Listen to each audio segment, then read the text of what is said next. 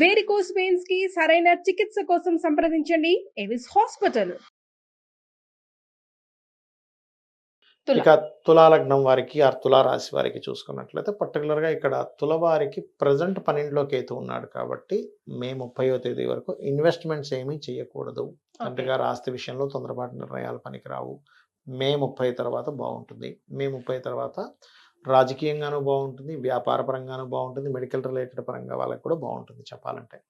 కాకపోతే ఇక్కడ ప్రజెంట్ వీళ్ళకి తులవారికి 5లో శని నడుస్తున్నాడు. కొంచెం నిర్ణయాలు తీసుకునేటప్పుడు ఏదైనా ఇంపార్టెంట్ నిర్ణయాలు తీసుకునేటప్పుడు తొందరపాటు పనికిరాదు పంచమ శని ఉన్నప్పుడు. అది ఎప్పుడైతే మీకు మార్చి 29వ తేదీకి 6లోకి వెళ్ళిపోతాడో ఇట్స్ గుడ్. 6లో శని ఎప్పుడు కూడా ఏంటంటే మనం ఎంతైతే కష్టపడతామో ఎఫర్ట్స్ పెడతామో ఆ ఎఫర్ట్స్ తగ్గట్టుగా ఫలితాలు వస్తాయి 6 శని ఎప్పుడు కూడా. అదేవిధంగా మరొక విషయం ఏంటంటే ఇక్కడ వీరికి అష్టమ స్థానం నుంచి గురువు భాగ్యంలోకి వెళ్తాడు. అష్టమం నుంచి భాగ్యంలోకి వెళ్ళినప్పుడు మాత్రం తులాలగ్నం వారికి ఇప్పుడు చాలా మంది ఏమనుకుంటారు గురుబలం అనుకుంటారు, కానీ ఇక్కడ మాత్రం తులాలగ్నానికి షష్టమాధిపతి. కొంచెం గురువులతో జాగ్రత్తగా ఉండాలి వీళ్ళు. గురుబలం మీకు అష్టమంలో ఉన్నప్పుడు ధన ఫలితాన్ని ఇస్తుంది, కానీ భాగ్యంలో ఉన్నప్పుడు మాత్రం మంచి చెడు రెండు ఇస్తుంది, డ్యూయల్ సైన్ కాబట్టి. కొంచెం గురువులతో అనవసర శత్రుత్వాలు, పిల్లలకైతే స్కూల్లోని కాలేజీలోని కొంచెం మాస్టర్స్తో కొంత స్ట్రెస్ అనేది పెరుగుతూ ఉంటుంది. అది చూసుకుంటూ కాస్త శనగలు దానంగా ఇవ్వాలి. వీళ్ళు ఎక్కువగా కాళికా అమ్మవారి ఆరాధన చేసుకుంటే బాగుంటుంది. ఇక వృశ్చిక లగ్నము లేదా వృశ్చిక రాశి వీరికి గనక చూసుకున్నట్లయితే పర్టికులర్గా ప్రజెంట్ వీళ్ళకి లాభంలో కేతు ఉన్నాడు. సాఫ్ట్వేర్ రంగాల్లో వ్యాపారం చేసే వారికి మంచిదే, కానీ ఎప్పుడైతే మే 30కి మనకి కేతువు మారుతాడో ఉద్యోగ మార్పునిస్తాడు. మే 30 తర్వాత పంచమంలో ఉండే రాహు ప్రజెంట్ మే 30 వరకు పంచమ రాహు ఉన్నాడు కాబట్టి సంతానం కోసం ప్రయత్నం చేసేవారు కొంత జాగ్రత్తగా ఉండాలి. సినిమా ఫీల్డ్ వారికి మాత్రం చాలా బాగుంటుంది. రాజకీయ నాయకులు సినిమా ఫీల్డ్ వారికి బాగానే ఉంటుంది. బట్ ఎప్పుడైతే రాహు 4లోకి వస్తాడో విదేశాల్లో స్థిరపడడానికి బాగుంటుంది ఆఫ్టర్ మే 30 తర్వాత. అండ్ గురువు ఎప్పుడైతే సప్తమంలో ఉన్నాడో మే 30 లోపల ఏదైనా ఒక సంబంధం ఇష్టపడిన వారిని వివాహం చేసుకోవడానికి కుదురుతుంది. మే 30 దాటిన తర్వాత మాత్రం వీరికి యాన్సిస్టర్స్ ప్రాపర్టీస్ మూలంగా కొంతవరకు కలిసి రావడము, షేర్ మార్కెట్ మూలంగా కొంతవరకు కలిసి రావడము, ఇన్సూరెన్సెస్ మూలంగా కలిసి రావడం అనేటువంటిది జరుగుతుంది వీరికి. ఇక వీళ్ళు చేయవలసిన దేవతారాధన దుర్గా మరియు దత్తాత్రేయుని చేసుకోవాలి. ఇంకోటి ఏంటంటే వీళ్ళకి పర్టికులర్గా అర్ధాష్టమ శని కూడా పోతుంది. సో 29 మార్చి తర్వాత కొంచెం కన్స్ట్రక్షన్స్ ఆగిపోయిన కన్స్ట్రక్షన్స్ కాస్త ముందు కదులుతాయి వృశ్చిక లగ్నం వారికి. ఇక నెక్స్ట్ ధనుర్లగ్నం కనుక చూసుకున్నట్లయితే ధనస్సు వారికి ప్రజెంట్ 3లో శని ఉన్నాడు మంచివాడే, కానీ 4 అర్ధాష్టమ శని రాబోతుంది. సో వీళ్ళకి మార్చి 29 తర్వాత ఏదైనా ప్రాపర్టీ తీసుకోవడము, ఎడ్యుకేషన్ రిలేటెడ్ అనవసరంగా ఇక్కడికి వెళ్తే మనం అవమానం పడతాం అనుకునే విషయాల్లో మే 29 తర్వాత జాగ్రత్తగా ఉండాలి. అదేవిధంగా వీళ్ళు ఏదైనా విదేశాల్లో PR గ్రీన్ కార్డ్ హోల్డర్స్ కోసం ట్రై చేసే వారికి మే 30 లోపల ఎక్కువ ఛాన్స్ ఉంటుంది. కాకపోతే కేతువు మారే వరకు కొంచెం ఉద్యోగంలో చేస్తుంటారు, కానీ మే 30 వరకు కేతు దశమంలో ఉన్నాడు. వీళ్ళకి ఉద్యోగం చేస్తుంటారు కానీ ఎక్కడో ఏదో తెలియని ఒక నిరస్య డిసప్పాయింట్మెంట్ వైరాగ్య ధోరణి ఉంటూ ఉంటుంది. మే 30 తర్వాత బాగుంటుంది మళ్ళీ. కాకపోతే మే 30 తర్వాత తండ్రి గారి ఆరోగ్యం విషయంలోని కొంత జాగ్రత్తగా ఉండాలి. బట్ పుణ్యక్షేత్ర దర్శనాలు చేస్తారు మే 30 తర్వాత. ఇక ప్రజెంట్ 6లో ఉన్నాడు గురువు, దాని తర్వాత సప్తమంలోకి వస్తాడు మే 15 నుంచి. 6లో ఉండే గురువు ఏంటంటే కొంచెం అనవసరమైన లీగల్ ఇష్యూస్లోకి వెళ్తూ ఉంటారు. కాకపోతే కొంచెం ఇక్కడ 7లోకి ఎప్పుడైతే మారాడో ఇక్కడ మాత్రం వీరికి వీరి జీవిత భాగస్వామికి ఉన్నటువంటి ఏవైతే డిస్ప్యూట్స్ ఏవైతే ఉన్నాయో అవి క్లియర్ అవ్వడము, పార్ట్నర్స్తో కొంత డిస్ప్యూట్స్ క్లియర్ అవ్వడము, ఏదైనా పార్ట్నర్స్ పేరు మీద ఏదైనా జీవిత భాగస్వామి పేరు మీద ఏదైనా ఉద్యోగము లేకపోతే వాళ్ళ పేరు మీద ఏదైనా ప్రాపర్టీస్ బంగారం కొనడం కూడా ఇస్తాడు ఇక్కడ ధనుసు లగ్నం వారికి. ఇక వీరు ఎక్కువగా చేయవలసిన ఉపాసన నరసింహస్వామి యొక్క ఆరాధన ఎక్కువగా చేయాలి. ఇక మకరం వారి కనుక చూసుకుంటే ప్రజెంట్ ఏలినాడు శని ఎండింగ్లో ఉంది వీళ్ళకి. మార్చి 20వ తేదీ నుంచి ఏలినాడు శని అయిపోతుంది, 3లోకి వెళ్తాడు శని. చాలా మటుకు ఫైనాన్షియల్ క్రైసిస్ తగ్గుతాయి వీళ్ళకి.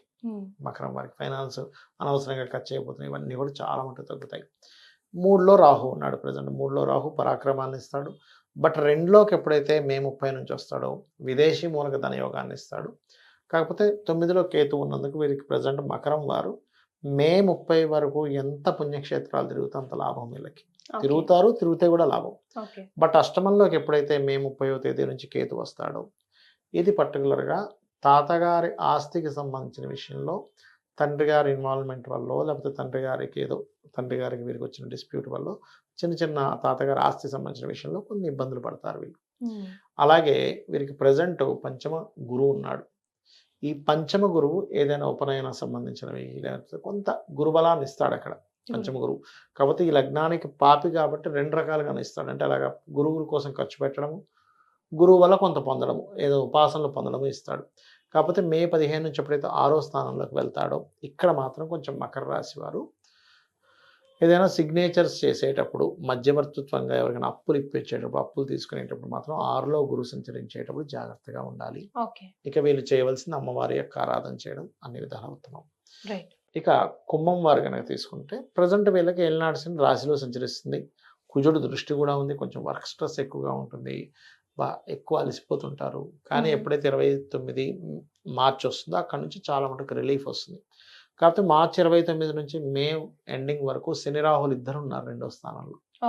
కొంచెం దంత సంబంధించిన ఇబ్బంది ఉన్న వాళ్ళు, కొంచెం బ్లర్నెస్ ఎక్కువగా వస్తున్న వారు కొంచెం చెకప్ చేయించుకుంటున్నారు. తెలియకుండానే వీళ్ళ మాటల్లో కానీ కొంచెం ర్యాష్నెస్ పెరుగుతూ ఉంటుంది శని రాహులు ఉన్నప్పుడు. అది కొంచెం చూసుకోవాలి పర్టికులర్గా. కాకపోతే విదేశీ ఉద్యోగ యోగాలు పెంచుతాడు ఇక్కడ. విదేశాల్లో ఉండే కంపెనీస్తో ఇక్కడ డీల్ చేసుకోవడం, ఆ జాబ్స్ చేయడం ఇట్లాంటివి పెరుగుతాయి. ఎందుకంటే ధనస్థానంలో 2 గ్రహాలు కదా, కర్మగ్రహము అండ్ రాహుగ్రహం కదా, అందుకని. అలాగే రాహు లగ్నంలోకి వస్తాడు మే 30 నుంచి. అక్కడి నుంచి మాత్రం కొంచెం వీళ్ళకి కొన్ని మిస్టీరియస్ థింగ్స్ కొన్ని జరుగుతుంటాయి. కాకపోతే మే 30 నుంచి ఎప్పుడైతే మీకు సప్తమంలో కేతువు లగ్నంలో రాహు ఉంటాడు, ఏదైనా వివాహ సంబంధించిన విషయాలు ఏమున్నా కూడా మే 30 లోపలే సెట్ చేసుకోవడం బెస్ట్. మే 30 వచ్చిందంటే ఒక 1.5 year వరకు కొంచెం వివాహ జీవిత భాగస్వామితో కావచ్చు, పార్ట్నర్స్తో కావచ్చు, వివాహ జీవిత భాగస్వామి ఎంపిక చేసుకునే విషయంలో కావచ్చు జాగ్రత్తగా ఉండాలి. అయితే ఈ కుంభర లగ్నం వారికి ఎంత గురువు పాపైనా పంచమం ఇప్పుడు ప్రజెంట్ చతుర్థంలో ఉన్నాడు. చతుర్థంలో ఉండడం వల్ల ప్రాపర్టీస్ మూలంగా ధనయోగం ఇస్తాడు. పంచమంలోకి వెళ్ళిన తర్వాత సంతాన యోగాన్ని, షేర్ మార్కెట్ మూలంగా, లాంగ్ టర్మ్ షేర్ మార్కెట్స్ మూలంగా ఎంతో కొంత యోగాన్ని, రాజకీయ పరంగా యోగాన్ని, ఫ్రెండ్స్ మూలంగా యోగాన్ని, అదేవిధంగా వీళ్ళ సంతానానికి ఎప్పటి నుంచో ఉద్యోగం రావట్లేదు అనుకునే నిరాశని క్లియర్ అయిపోతాయి. లాంగ్ టైం అన్నీ కూడా సంతానము, ఫ్రెండ్స్, వ్యాపారాలు, రాజకీయపరమైన ఇట్లాంటివన్నీ కూడా క్లియర్ అవుతాయి వీళ్ళకి పంచమ గురువు వల్ల. ఎప్పటి నుంచి? మే 15 నుంచి కుంభలగ్నం వారికి. ఇక వీళ్ళు చేయవలసిన దేవతారాధన విష్ణువుని, దత్తాత్రేయుని ఎక్కువగా ఆరాధించాలి.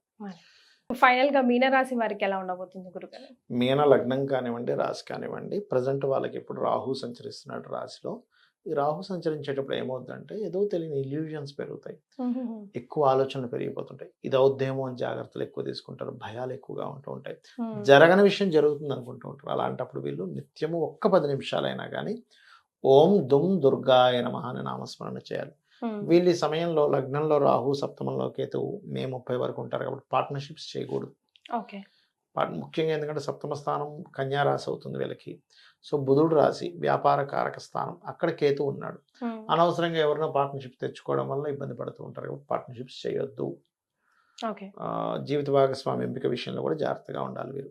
ఇక 6లోకి మారుతాడు మనకి మే నుంచి కేతు. 6లోకి మారినప్పుడు మాత్రం కొంచెం అప్పులు ఇవ్వడం తీసుకునే విషయంలోని కొంచెం తండ్రి గారి పూర్వజన్మ కర్మ అంతా వీళ్ళకి తండ్రి గారితో ఉంటుంది మీనం వారికి. అక్కడ కొంచెం తండ్రి గారి ఆరోగ్య విషయంలోని కొంచెం జాగ్రత్తగా ఉండాలి. వీళ్ళకి కొంచెం ఏదైనా ఇండైజెషన్ ఇష్యూస్, ఎందుకంటే ఏలినాటి శని ఒకటి స్టార్ట్ అవబోతుంది కదా వీళ్ళకి. ఆల్రెడీ స్టార్ట్ అయిపోయింది, జన్మంలోకి వస్తున్నాడు. అంటే 12లోకి రాహు వెళ్ళినప్పుడు మాత్రం వీళ్ళకి విదేశీ యోగాలు, ఇంపోర్ట్ ఎక్స్పోర్ట్ మూలంగా వ్యాపారాల అభివృద్ధులు ఇవన్నీ జరుగుతాయి. ఇది రాహు 12లోకి మే 30 నుంచి వెళ్ళిన తర్వాత. ఇక గురువు 4లోకి ఎంటర్ అవుతున్నాడు, ప్రజెంట్ 3లో ఉన్నాడు. సో వీళ్ళకి మే 15 వరకు ఎక్కువ సంచారం జరుగుతారు. ఒక దగ్గర ఉండకుండా మాటి అటు ఇటు తిరగడం జరుగుతుంది. మే 30 తర్వాత ప్రాపర్టీ యోగం వస్తుంది వీరికి. ప్రాపర్టీ ఏదైనా కొత్తగా నేర్చుకోవడం కానీ ఇట్లాంటివన్నీ కూడా సిద్ధిస్తాయి వీరికి. డిస్ప్యూట్స్లో ఉన్న ప్రాపర్టీస్ కొంతవరకు క్లియర్ అవ్వడము, ఇటువంటివన్నీ కూడా వీళ్ళకి రావడం జరుగుతుంది. ఇక వీళ్ళు ఎక్కువగా దుర్గని, రాజరాజేశ్వరి అమ్మవారిని ఎంత ఆరాధిస్తే అంత మంచిది. రైట్. సో క్లుప్తంగా మనం ద్వాదశ రాశుల వారికి ఎలా ఉండబోతుంది అయితే తెలుసుకున్నాం గురుగారు. అయితే మీ ఆశీర్వచనం 2025లో ఎలా ఉండొచ్చు, ఎలా ఉండాలి, ఎలా ఉంటే బాగుంటుంది అని, 2024లో జరిగిన మంచి చెడ్డని అక్కడే వదిలేసి, ఆఫ్ కోర్స్ చెడ్డని ఎలాగో అక్కడ వదిలేస్తాం, మంచిని క్యారీ ఫార్వర్డ్ చేసుకోవడానికి ఏం లేదమ్మా, ప్రతి దాంట్లో మంచి చూస్తే అదే మంచి నా దృష్టిలో. ప్రతి దాంట్లో మనలో కూడా, నాలో కూడా ఏదో మంచి చెడు ఉంటుంది. అంతే కదా, నాలో ఉండదా చెప్పండి? ఏదో ఒక నాకు తెలియని విషయాలు చాలా ఉంటాయి. అది నేను నిజం అనుకుంటుంటా, అబద్ధం అనుకుంటుంటా, అది నాలో మంచి చెడే కదా. Yes. కాబట్టి ఏంటంటే ప్రతి మనిషిలోని, ప్రతి జీవిలోని, ప్రకృతిలో మంచి చెడులు ఉన్నప్పటికీ మంచిని మాత్రం తీసుకుంటే బాగుంటుంది. అన్నిట్లో అమ్మవారు ఉందని భావించాలి. అయితే ఈ 2024 ఎప్పుడైతే క్రోధినామ సంవత్సరం స్టార్ట్ అయిందో, మనకి ఏప్రిల్ 11 నుంచి విశ్వవసు నామ సంవత్సరం వస్తుంది. అప్పటి వరకు మాత్రం కొంచెం ఈ ఘర్షణ వాతావరణాలు ఉంటాయి. ఓకే. కొంచెం ఈ విపత్తులు ఇట్లాంటివి ఉంటుంటాయి. ఓకే. ఇవి అక్కడి నుంచి కొంచెం తగ్గుతుంది. ఓకే. కాకపోతే కొంచెం గవర్నమెంట్ కొన్ని విశ్వవసు నామ సంవత్సరం, మనం తెలుగు సంవత్సరం చెప్పుకుంటాము, కొన్ని నిర్దిష్టమైనటువంటి కొన్ని నిర్ణయాలు తీసుకోవడం ఇట్లాంటివన్నీ కూడా జరుగుతాయి. రైట్. Yeah. చాలా సంతోషం గురుగారు. ధన్యవాదాలు. శ్రీమాత్రే నమః. శ్రీమాత్రే నమః.